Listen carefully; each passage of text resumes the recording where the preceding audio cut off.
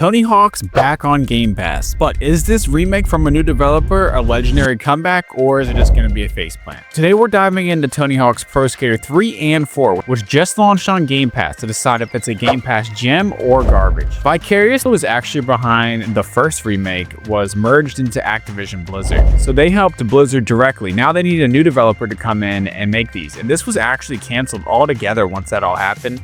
But luckily, Iron Galaxy came in and made this remaster. At its heart, it nails the same core gameplay and feels largely the same. It feels buttery smooth. Iron Galaxy remade every level in this on the ground up on Unreal Engine 5. Foundry looks incredible, the controls feel fluid, and the combos are just smooth. So there's no clunky or new feeling to this at all. It still feels largely the same, so if you have that muscle memory, this will click instantly. Now, while the controls remain largely the same, the fourth iteration does feel very different on this remaster. It's essentially just they took 3 and just added the components from 4, if that makes any sense. So 3 is still largely the same, but 4, they took some of the maps out, they changed a lot of the soundtrack, and they also changed the overall goals of the runs. Used to have voice goals and more freedom on 4, but on this, it's just back to the classic 2-minute runs across the board. So this makes me question why go through the hassle of even including 4 if you're just gonna change 4. This isn't a remaster, this is almost a reimagination of the game. And like I said, I think the soundtrack is a huge thing for a remaster, and they altered this soundtrack. They also completely changed the zoo level, where they took all the animals out of it, kind of defeating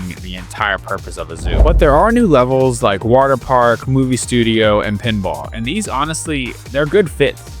You know, I don't have a problem with the levels themselves, but it does raise other issues, and I will touch on those in a little bit. To me, multiplayer is the standout just because you can hop in and compete immediately. There are no queues and wait times. Like, it was so smooth loading into matches, which I did not expect for something that has cross-platform, which is huge. Most cross-platform games are such long loading screens. They have free skate, competitive, and hawk mode. My experience on multiplayer was still fun, but I was so rusty at this game. My muscle memory did not come back immediately, largely because I did play these growing up, but not more than I played Skate. And I also played these with that physical board, if anyone remembers those, where you would actually stand on the board for my Xbox 360. But I think my biggest problem was I played Skate, specifically Skate 3, far more than any other Tony Hawk. So going from using the stick, flicking the stick up and down to do the tricks in diagonal, to now using the AXYB in the D-pad was night and day. And I just didn't have much muscle memory there. You know, I kept trying to use the stick, which was not the same at all. So it took me a while to get to that tutorial, and I really needed it,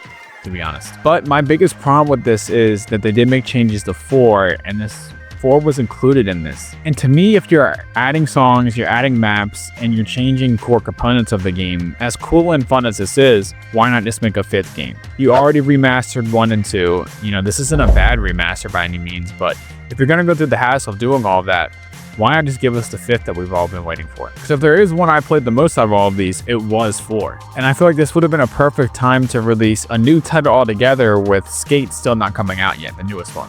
And especially with the feedback and the public reception of the playtest that we just got a few weeks ago. Adding 4 to this feels like you're just prioritizing cohesion over expansion. You have one unified career, streamlined goals, and way less personality with the fact that they altered the goals for the runs. So ultimately, I'm gonna say this is Game Pass garbage. I don't want to fence it on this series. It's either a gem or it's garbage, and with this, I'm gonna go garbage. I prefer 1 and 2. I think if a new studio is coming in and they're building this from the ground up on Unreal Engine 5 over again, with the graphics being incredible, the controls being buttery smooth, why not just go ahead and make a 5th game if you're going to change things and build it from the ground up? But that's just my personal opinion. I think 1 and 2 were enough. I don't think we need more remasters, and a 5th would have gone a long way. But yeah, this is going to be a series for Game Pass gems and garbage. I'll do it for all the newest and biggest Game Pass games.